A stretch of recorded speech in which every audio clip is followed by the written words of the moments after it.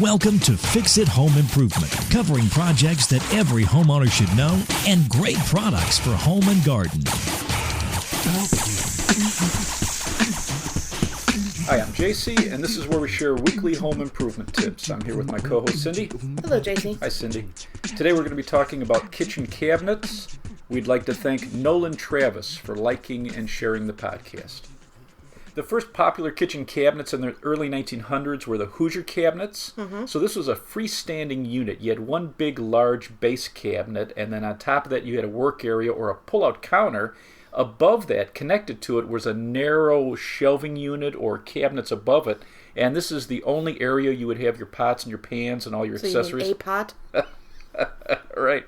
And then you'd be using your kitchen table. And it wasn't until the 1930s and the 1940s where homes were starting to be built with multiple interconnected because you had 2 cabinets. or 3 pots now? Right, exactly. Interesting, huh? Yeah.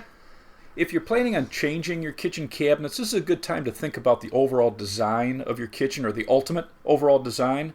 So when you remove the cabinets, this is really a nice time to add outlets or move the location of appliances, get rid of stuff that you don't like an ugly backsplash, Right. or your countertops. And then if you're thinking about eventually putting in unique items like a farmhouse sink, you're going to need a special base cabinet Right. that's going to fit in. So if you plan on changing or adding appliances, you're going to need to know the dimensions and the placement. And once you know the size and the placement of all of your appliances, then you're going to need to make a detailed drawing of your kitchen. The windows, the doors, how the doors swing. You want to make note of the trim around the doors and windows, and you want to measure up from the floor and then up to the ceiling, the width of these. And the more detail you have, it's going to be much easier to lay out your design. Right. And you want to add any odd detail, like if you have a heat vent that comes through the toe kick of a base cabinet. Right. We should make note of where your outlets are, too. Yeah, everything. All And your switches. Your switches, your gas valves, and then you want to measure or account for the placement of your sink and note the location of your stub out, Right. the main drain that's coming out of the wall. When we redid my kitchen, originally the refrigerator opened against the door, Yeah, your entrance door. which wasn't that smart. But And then we you were couldn't gonna even open it all the way to even get in your refrigerator. Well, to clean it was a real pain. Right. Because I had to wiggle the shelves out and Right. stuff. It was bad. Anyways, but that's where the electric was for the refrigerator on that wall, so we were just going to leave it there.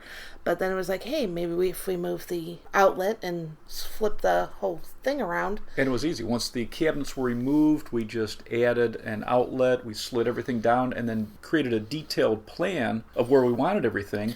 Right, because we had to move a light switch too. Right. You want to think about your upper cabinets. Will those cabinets fit tight to the ceiling or soffit like you had in your kitchen? I know, I live here. The height of the ceiling, the height of the soffit, and also if you have a soffit, how deep are they? Because that's going to affect the look. And then, do you plan on using crown molding? Because you might place those cabinets on the wall differently rather than going to the top. You're going to drop them down a little bit so the crown molding fits. You should listen to our crown molding episode. Great episode. And then I would take pictures and double check all my measurements. You can order the cabinet yourself or get help at most home centers. I've had kitchen designers help order for a couple of projects, and a good designer should be able to help you plan your project with stock cabinets. And then some stores like IKEA have online planners. So I had one project we did, they helped us set it up at their store, and then you go home and you can use this online computer grid to drop in all these different cabinets. It shows you if you're going to have any potential problems, like in corners, it shows the door swing. And then you can add all these options like handles and countertops and see how it looks. If you go to a home center like Lowe's or Home Depot, I would take pictures with and a detailed drawing, and their designers will help catch any problems or suggest maybe a better option or layout. And what's nice is they don't charge anything for that service, which is really nice. You can choose from stock, semi-custom, or custom cabinets. The stock cabinets are going to be the least expensive, and you can get these assembled or ready to assemble, so they're just flat in a box. You'll see RTA. And manufacturers are mass-producing the most common sizes. You get basic accessories, usually the least expensive material, and very few options with this. Semi-custom is going to give you more options. It's usually the most popular sizes still, but you get more options for the depth of the cabinet, either deeper or wider. Okay. And then you're going to have more options for different styles in the doors, finishes, and accessories. With custom, you can decide the size, the shape, the depth, the material. You can customize everything. And these are going to be the most expensive. And most of the custom cabinets I saw are generally going to have built into the cost delivery and installation. When you're laying out your plan for your cabinets, you want to make sure you're giving doors room to swing open, especially if you go up against a wall, a cabinet, or an appliance. And spacers can really create room to open your doors and drawers fully. And then spacers are nice if you have stock sizes, but the length or the area you have won't fit with stock sizes. Then you can use spacers to create kind of a custom look, and it's going to save you money. There are two main types of cabinets. You have framed and frameless. So framed cabinets have an 1.5 or 2 inch frame that hides the front edge of the cabinet box. And this makes a little sturdier cabinet, and the doors are going to be hinged to this frame. If you have a full overlay, the door is covering most of this frame with a very small reveal. A partial overlay exposes more of the face, and just a small amount of the frame is covered. And then you can have inset. So the doors and the drawers close inside this face frame, and it's going to give you a very flush look. Okay. With frameless, it's also called the European style or full access, and this is just the cabinet box, and there's no frame around it. You have full overlay doors and drawers, so it's covering completely the front edge of the cabinet box, and the doors and drawers fit next to each other, usually with 1/8 of an inch or even a little less, making a very smooth, flush look to a run of cabinets. And then the doors, they're attaching to the side of the cabinet box. You have more space at the opening of the cabinet itself without a frame around it. So this is very convenient for storing some wide items. For example, a 15-inch cabinet, if it's framed, the opening size itself is only going to be about 12 inches. With a 15-inch frameless cabinet, you're going to have about a 13.5-inch opening right there. That's a big difference. Yeah, so depending on the stuff you have, it can make a difference. And especially on 2-door cabinets, you don't have that center style that the doors close on, so it makes it much easier for wider things for storage. And frameless can be easier to reface with new doors and drawers in the future if you want to change the look. For the material itself in the cabinet, so the box, the most popular is particle board, MDF, and plywood. With particle board, this is inexpensive. It's basically sawdust and wood chips. They take a resin and some chemicals. They heat it and press it into boards. And the problem with some of these, there are some concerns with the chemicals and the glues because formaldehyde is still used occasionally in some of these glues. It can absorb water and it doesn't hold screws real well. So I would look for something that says that it's formaldehyde free if you're looking at particle board. And it's the same with MDF, so that's medium density fiberboard. This is going to hold screws much better than particle board. This is small wood fibers glued and pressed into board. It's going to be denser than particle board. And along with looking for formaldehyde free, which a lot of the pros are saying, look for certified green from LEED, L-E-E-D. That's Leadership in Energy and Environmental Design, or the National Green Building Standard. Wow, that was a mouthful. MDF can absorb water, and it doesn't hold screws as well as plywood. With plywood, this is going to be the most expensive box. You have thin sheets of wood that are glued perpendicular to each other, so they alternate the grain, making it very strong. It weighs less than particle board. It's moisture resistant, and this is going to hold screws and fasteners the best. If you see furniture board listed as a material, it's usually particle board. It's the secret code. And then these cabinet materials are going to be covered with either a wood veneer or a laminate. For the doors, the most common material is going to be plywood, particle board, MDF, or solid wood. With plywood, you're going to have a wood veneer or a laminate. It's going to lower the cost compared to a solid wood. For particle board, these doors are going to be covered with a laminate or thermofoil. What is that? So thermofoil is like a plastic material, and this actually comes in a wide range of colors and textures. But the problem with thermofoil, if you see this, it can peel if it's over like a coffee maker or a toaster, or if you have like a griller, like the griddler, it can right. Or if you put it above your oven. So they're moisture resistant. They're heavier than solid wood doors, but they have some melt. Well, and they peel sometimes, not all of them. With laminates, these are synthetic materials that come in high and low pressure. You're looking for high pressure laminates for the best quality. And MDF is covered with either laminates, thermofoil, or they're painted. And for painted cabinets, many of the pros like MDF better than solid wood. Really? So you have MDF, it starts out as just a solid slab, and then they shape this with a tool to put whatever design into it. And when they spray it, you just get a smooth, uniform look. Whereas if you have solid wood doors, they're usually 5-piece. So you have a 4-piece frame with a center panel, and over time with heat and moisture, it can actually start to crack the paint where all the seams are. Oh. Where like with MDF, if it's painted, it's just always perfect. With solid wood doors, they come in a wide variety of types and colors and styles. You get a rich look. You can have traditional or contemporary styles. And then the doors can also have glass panels. You can get steel doors or aluminum doors too on cabinets. Those are fun to clean. The most common door styles are raised panel, recessed panel. Sometimes a recessed panel is called a shaker style, and slab. Raised panel, this is going to be a 4-piece frame and a center panel. And that center panel is going to come from the center of the frame, and it's going to taper up so that the center panel eventually is the same thickness as the frame. Right. And so you've got this groove that's created between the frame and the center panel. And this is going to give you a very traditional look for a traditional style kitchen. And the early American colonists with money had raised panel doors to show off their wealth because at the time it was very expensive, like very labor intensive to create a raised panel door.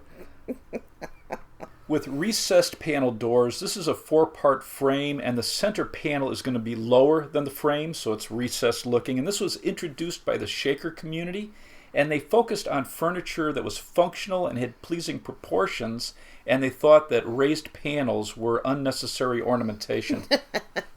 The shaker-style cabinets go back to the early 1700s and are considered the most versatile. You can use this either for a traditional look or a modern design.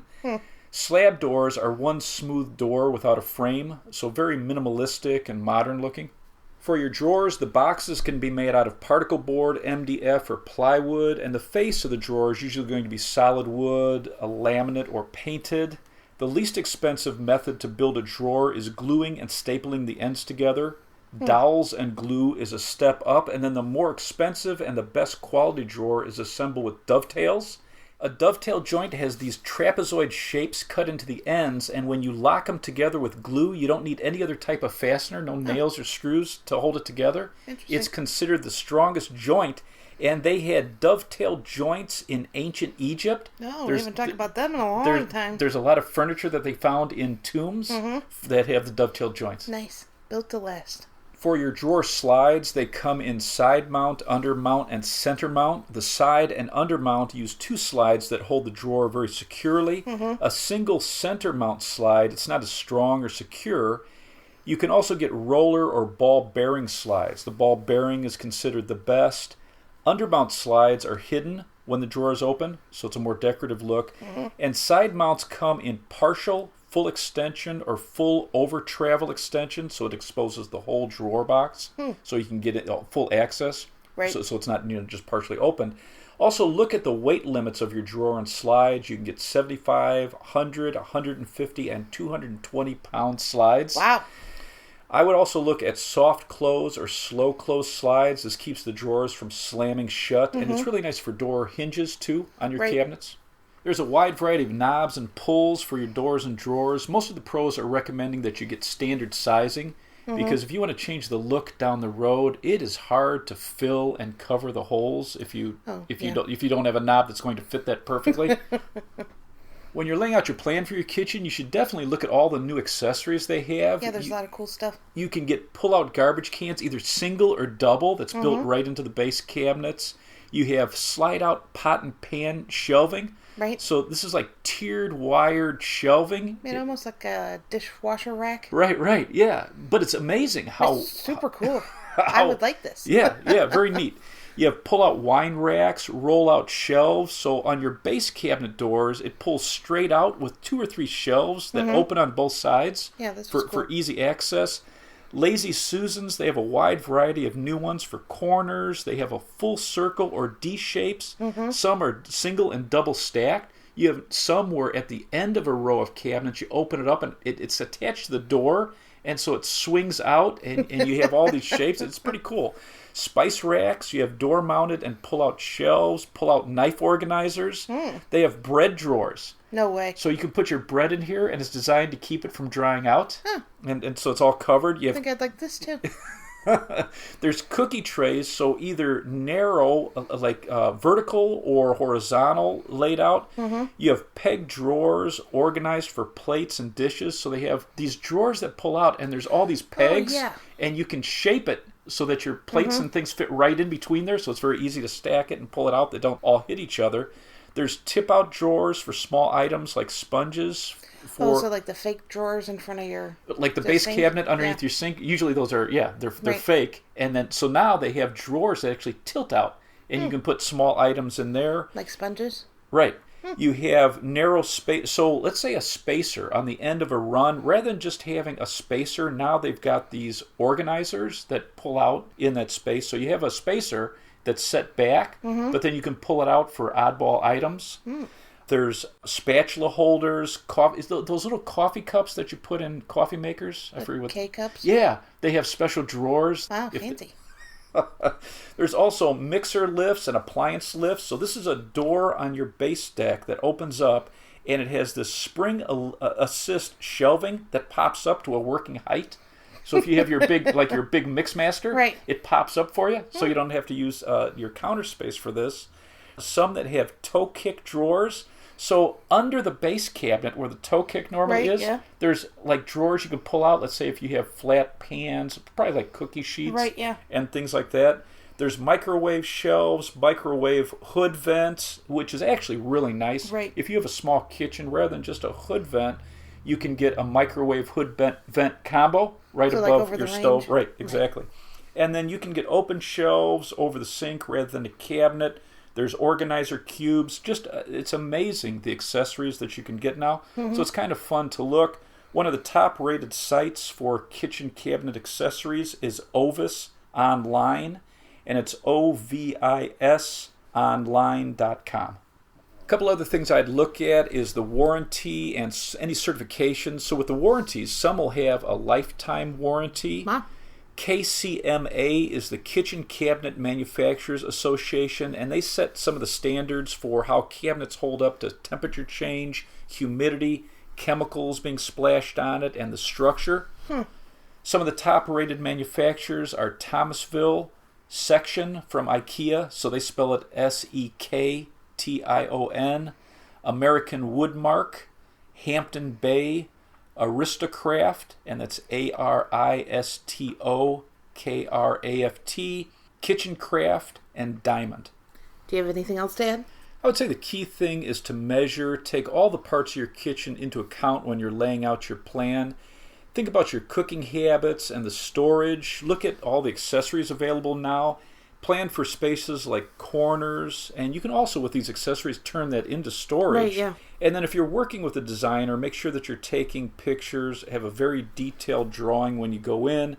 Look at the warranty, and then don't get caught up into overbuying if you plan on moving one day, because sometimes if you're working with a planner, you get excited because it's cool, man, how your kitchen's going to look. But if you don't plan on staying in your house and you plan on moving up, I would say just get a really nice functional kitchen, and probably get a conservative design so that because that's one of the big expenses. Exactly, because one of the big things that people kind of dread when they're buying a home is, man, am I going to have to spend the money for new kitchen cabinets? So it's like your bathroom and your kitchen are two main things that people look at. Absolutely. And they don't want to deal with. Yep. Let's wrap this up. You can subscribe to our podcasts in iTunes, Stitcher, the Spotify mobile app, the Google Play Music app, and iHeartRadio. If you enjoyed it, please leave us a review. You can check out our videos on our YouTube channel, Fix It Home Improvement. And you can subscribe to that as well. You can email us at fixitpodcast@gmail.com. Yeah. And you can download our book, Home Improvement, 3 books. Yeah. Home Improvement Solutions, whatever. We should just say crazy stuff. I think we do. Okay, finish with the book. Download our book, Home Improvement Solutions, What Every Homeowner Should Know, on Amazon. If you enjoyed it, please leave us a 5-star rating and review. You can email us and complain about the way we end our podcast at fixitpodcast@gmail.com. Thank you for listening. Talk to you next week.